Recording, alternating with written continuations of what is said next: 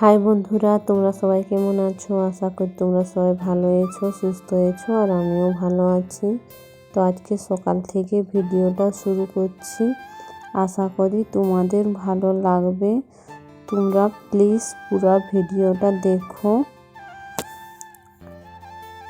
আর এটা কিছুদিন আগের ভিডিও, তখন একটু ঠান্ডা ছিল, তখন আমি তুলে রেখেছিলাম। তো আমি এডিট করতে সময় পাইনি, তার জন্য আজকে আমি এডিট করছি। তো প্রথমে দেখো আমি বিছানাটা ঝেড়ে নিচ্ছি। ঘুম থেকে সকালে উঠে প্রথমে আমি বিছানাটা ঝেড়ে নিচ্ছি, তারপর বাকি সমস্ত কাজগুলো করে নেব। তো আমার মেয়ে ঘুম থেকে উঠে ও গেছে রাস্তার দিকে হাঁটতে গেছে ওর ঠাকুমার সাথে, আর আমি কাজগুলো করে নিই। তো প্রথমে দেখো বিছানাটা আমি বিছিয়ে নিচ্ছি। আর হ্যাঁ, এর আগে যে বিছানার চাদরটা বিছানা ছিল ওটা ধোবো, তার জন্য ওটা সাইডে রেখে দিয়েছি। আর একটা বিছানা চাদর এটা বিছিয়ে নিয়েছি। তারপর এগুলো রাতে ওড়া হয়, তো এগুলো গুছিয়ে সাইডে রেখে দিচ্ছি। তো বন্ধুরা, তোমরা পুরো ভিডিওটা দেখো যে আমি আজ কি কাজ করি না করি, কিভাবে করি, কেমন করে করি। তো ওটাই তোমাদের সাথে শেয়ার করব বলে আজকে আমি একটি ভিডিও নিয়ে চলে এসেছি।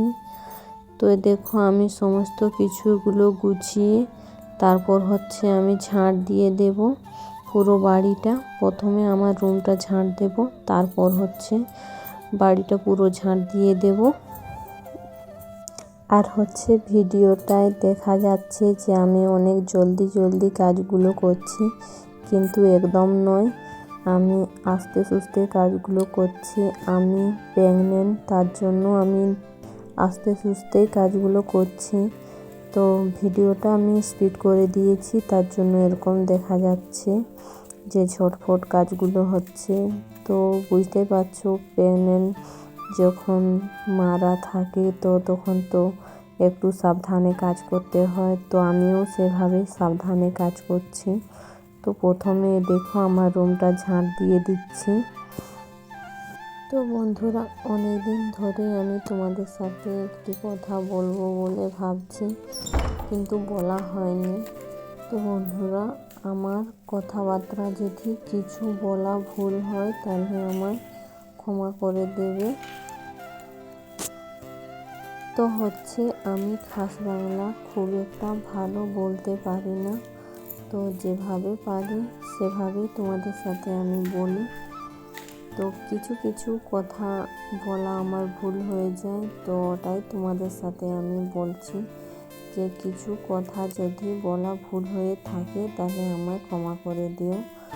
তো তারপর চলে এসেছি, দেখো ঠাকুর ঘর ঝাঁট দিয়ে দিচ্ছি। তো ঠাকুর ঘরটাও ঝাঁট দেওয়া হয়ে গিয়েছে। তো এবার মা বাবার রুমগুলো ঝাঁট দিয়ে দেব। পুরো বাড়িটা ঝাঁট দেওয়া হয়ে যাবে। তো বন্ধুরা, তোমরা অনেকে জিজ্ঞাসা করতেছিলে আমাকে যে দিদি ভাই, তোমার কি পুরুলিয়ার সং খুব ভালো লাগে? তো হ্যাঁ বন্ধুরা, আমার পুরুলিয়ার সং খুব ভালো লাগে, তার জন্য আমি পুরুলিয়ার সঙ্গে ভিডিও করি। আর তোমাদের কি সং ভালো লাগে তো আমাকে কমেন্টে জানাবে, চেষ্টা করব সেই সঙ্গে ভিডিও করার জন্য। এই দেখো বন্ধুরা, আমার পুরো বাড়িটা ঝাঁট দেওয়া হয়ে গিয়েছে। এবার আমি রান্নাঘরটা ঝাঁট দিয়ে দেব।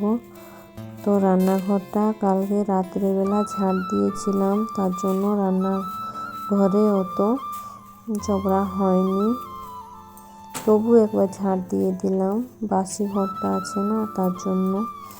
আর আমার মেয়ে দেখো বাইরে কি করছে, দেখো বাইরে একটা ছোট্ট ঝাঁটা নিয়ে ঝাঁট দিচ্ছে।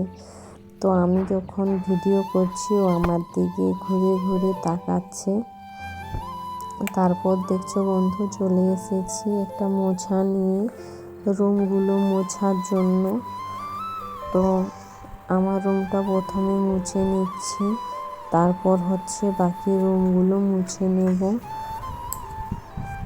তো হচ্ছে বন্ধুরা, একা একা ভিডিও করতে প্রচুর অসুবিধা হয়, তবু যতটা পারি ততটা আমি তোমাদের সাথে শেয়ার করি। তো ক্যামেরা ধরার মতন কেউ নেই আমার মেয়েও ছোট আছে, আর তোমাদের দাদা ভাইও বাড়িতে থাকে না। তো একাই যা করি একাই করি, যতটা পারি ততটা তোমাদের সাথে শেয়ার করি। তো আমি দেখো বাইরে আবার জল নিতে এসেছি, তো বালতি করে একটু জল নিয়েছি। তো বাকি রুমগুলো মুছে নিচ্ছি, আমার রুমটা মোছা হয়ে গিয়েছে। তো বাকি রুমগুলো দেখো মুছছি। তো ঠাকুর ঘরটা হচ্ছে পরে মুছবো, ওটা চান করে তারপর ঠাকুর ঘরটা মুছবো। তো এই রুমগুলো এখানে মুছে নিচ্ছি। তো এটা হচ্ছে বাবা মার রুম, তো রুমটা মুছে নেব। অনেকই সময় আমার মেয়ে, আমি যখন কাজ করতে থাকি আমার মেয়ে আমার পেছন পেছন ঘুরতে থাকে। তো এখনও আমার মেয়ে আমার পেছন পেছন ঘুরছে। তো দেখো আমার পুরো বাড়িটা মোছা হয়ে গিয়েছে, এবার আমি যে বাইরেটা মুছে নিচ্ছি। তো কিছু কিছু রুমগুলো মুছে নিয়েছি, ওগুলো আমি ভিডিও তুলতে পারিনি। তো সবটা তো তোলা সম্ভব নেই না, কোনো সময় একটু ক্যামেরাটা চালু করছি আবার বন্ধ করে দিচ্ছি, আবার একটু চালু করছি। তো এই দেখো আমি আর আমার মেয়ে হচ্ছে দুজনে মিলে ব্রাশ করে নিচ্ছি। তো ব্রাশ করার পর হচ্ছে থালাগুলো মেজে নেব। তো কালকে রাত্রে কিছুগুলো মেজে রেখেছি, আর কিছুগুলো আছে ওগুলো মেজে নেব এখন। তো এই দেখো বন্ধুরা, আমি বসে পড়েছি, ব্রাশ করা হয়ে গিয়েছে, মুখটা ধুয়ে আর আমার মেয়েকেও ব্রাশ করিয়ে তারপর হচ্ছে এই দেখো আমি থালাগুলো মেজে নিচ্ছি। আমার মেয়ে চলে গেছে খাবার খাওয়ার জন্য রান্নাঘরে। ওর ঠাকুমা হচ্ছে সকালবেলা ভাত রান্না করেছে আর ডিম ভাজা করেছে। তো আমার মেয়ে গেছে খাওয়ার জন্য। আমি থালাগুলো মেজে নিয়ে তারপর চলো তোমাদের দেখাই আমার মেয়ে কেমনভাবে খাবার খাচ্ছে। ও নিজের হাতেই খায়, ও 3 বছর হয়নি, তবুও নিজের হাতেই খেয়ে করে হাতও নিজেই ধুয়ে নেয়। তবু কিছু ধুয়ে দিই আর কোনো সময় খাইয়েও দিই ওকে। তো যখন নিজে খেতে চায় তো নিজেই খেয়ে নেয়, তখন আর আমি ওকে মানা করিনি, আমি বলি খেয়ে নো। তারপর হচ্ছে এখন আমি বাড়িতে আছি, ওকে খাইয়ে দিচ্ছি। তো এরপর যখন ওর ভাই বোনু হবে তখন তো আমি হসপিটালে থাকলে ও তো নিজেই খেতে হবে না ওকে। তার জন্য আমি বলি কিছু কিছু জিনিস ও নিজেই অভ্যাস করে নিক, তার জন্য আমি আর ওকে মানা করিনি। আমার থালা মাজা হয়ে গিয়েছে, চলো এবার আমি তোমাদের দেখাই আমার মেয়ে কি করছে। তো দেখো জলটা ছিল এখানে, আমি ফেলে দিয়েছি। এই দেখো আমার মেয়ে কি বলছে।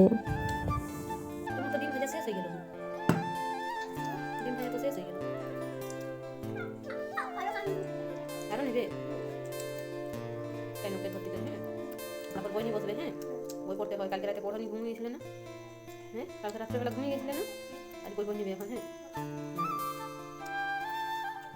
তো এই দেখো বন্ধুরা, আমি মগে করে জল নিয়ে নিচ্ছি ওষুধ খাবো বলে। তো আমি রুম চলে এসেছি, পাখাটা বন্ধ করে দিলাম, রুমটা শুকনা হয়ে গিয়েছে। এবার আমি খালি পেটে একটি ওষুধ খেয়ে নিচ্ছি, এরপর হচ্ছে আমি গ্লুকোজটা খেয়ে নেব। তো বন্ধুরা, আমি কেন গ্লুকোজ খাচ্ছি এটাও তোমাদের বলে দিই। তো আমি ডাক্তার ঘর গিয়েছিলাম, তখন ডাক্তার আমাকে বলল যে তুমি নুন চিনির শরবত খাও আর নাহলে গ্লুকোজ খাও। তো আমার প্রেশারটা মেপেছিল, তো আমার প্রেশারটা লো, তার জন্য আমাকে ডাক্তার নুন চিনির শরবত আর নাহলে গ্লুকোজ খেতে বলেছে, তার জন্য আমি খাচ্ছি। তো বন্ধুরা, ভিডিওটা আর বেশি বড় করছি না, এখানে শেষ করছি। আবার অন্য ভিডিওতে তোমাদের সাথে দেখা হবে। তখন পর্যন্ত তোমরা সবাই ভালো থেকো, সুস্থ থেকো আর নিজেদের খেয়াল রেখো। তো ওকে, টাটা।